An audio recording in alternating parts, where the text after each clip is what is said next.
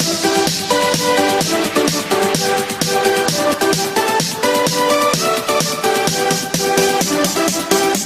pag-aaralan naman natin ngayon ay tungkol sa mga shortcuts, Excel shortcuts, and other keyboard shortcuts na kalimitang ginagamit para mapadali ang ating trabaho. Una, Control-C. Ang Control-C ay para sa pag-copy. Sample, Control-C, tapos ipipaste natin siya, Control-V. Control-V. Yun, nakopy na natin at na-paste na natin ang data. Sunod, gusto nating i-cut itong ating ipipaste na to. So, Control-X at gusto nating i-paste dito sa part na to. Control-V. So, yun, nakopy na natin. Ngayon, gusto nating ibalik kasi nagkamali pala tayo ng pag-cut. So, Control-Z tayo. Control-Z. Nakabalik na uli dito ang ating ginawa. Ngayon, after natin mag-Control-Z, gusto pala na tama pala yung una nating ginawa. So, ang pipindutin natin ay Control-Y. Control-Y. Nakabalik na uli doon. Tapos, gusto natin na i-copy itong communication expense sa baba. So, sa halip na mag-type ulit tayo ng panibagong communication expense, mag-shortcut na lang tayo. Control-D. Control-D. Yan. So, nakopya na. Halimbawa naman, ang format nitong ating cell ay may kulay. Yan. May kulay siya.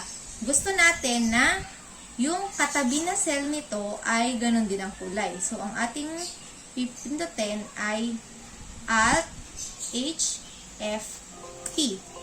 Ibig sabihin yan, kukopyahin natin yung format. Ngayon, itong arrow, pipindutin natin kung saan gusto nating ilagay or ipares yung format. Pinindot ko tong arrow, right arrow. Yan. So, itong katabi na cell niya, ganun na rin ang kulay. Tapos, halimbawa, gusto nating mag-insert ng row. Ang pipindutin natin ay Shift, Space, tapos ay Control, Shift, Plus. Yan. Gusto naman natin, halimbawa, burahin uli yung ating dinagdag na row. Ang pipindutin natin ay Control, Minus. Yan. Ngayon, ang gusto naman natin gawin ay magdagdag tayo ng isang row. I-highlight muna natin yung buong row na gusto nating idagdag. Control, Space. Tapos, Control, Shift, Plus ulit. Yan. Ngayon, halimbawa, gusto kong halimbawa, may data dito na numbers. 23, 45, 24. Yan. Halimbawa, yan. Gusto kong ilipat itong buong ito dito sa row na to. Pero, gusto ko nang mawala din ito. Pwede natin gawin ang Shift, Control, Page Down para ma-drag lahat. Control X, then Enter dito. Yan. Ngayon, gusto naman natin gawing bold yung font. Control B. Yan, bold na siya. Control B, Control B. Tapos, gusto kong i-edit tong communication expense. Gusto ko siyang gawing communication expenses. So, F2 ang pipindutin natin. Since laptop to, pipindutin din natin ang FN. FN, F2. Yan. Type ang S. Enter. Yan.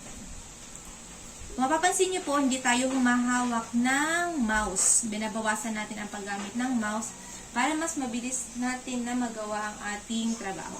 Halimbawa, gusto natin siyang i-save as. Ang pipindutin po natin ay FN, F12. Yan. Gusto natin siyang i-save as. Escape na po natin. Itong mga ginawa nating ito, gusto nating i-save, Control S. Yan. Ngayon, Halimbawa, may iba tayong mga open na, yan, meron tayo may mga open tayong Excel. Gusto nating pumunta sa ibang worksheet. Ang pipindutin natin ay worksheet or ibang screen. Ang pipindutin natin ay Alt-Tab. Alt-Tab. Yan. Gusto natin puntahan yung iba nating mga ginagawa. Yan. Gusto nating ito naman shortcut na to ay para na sa buong laptop or desktop, hindi lang sa Excel. Gusto natin na i-lock ang ating computer. Ang pipindutin natin ay Windows L. Windows L. Yan, nakalock na siya. Enter, ilag lang natin ulit ang ating password. Yan, nakalock na.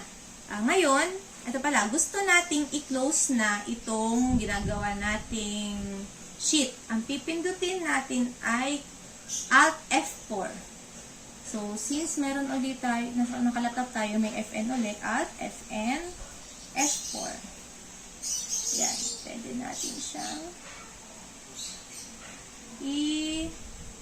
i-start, switch user, o kaya man ay sign out. Ayan.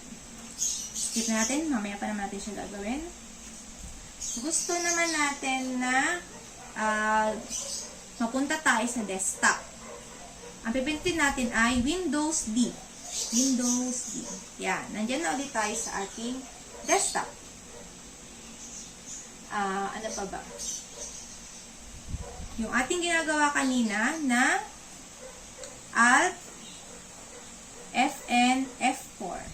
Yan. Yan. Gusto na nating i-shutdown ang ating computer. So, pipili ka, shutdown, restart, shutdown or restart lang pala siya. So, shutdown. Okay na natin siya. Dahil dyan, namamatay na ang ating laptop. Guys, hindi tayo gumamit ng mouse. Naging mabilis ang ating trabaho.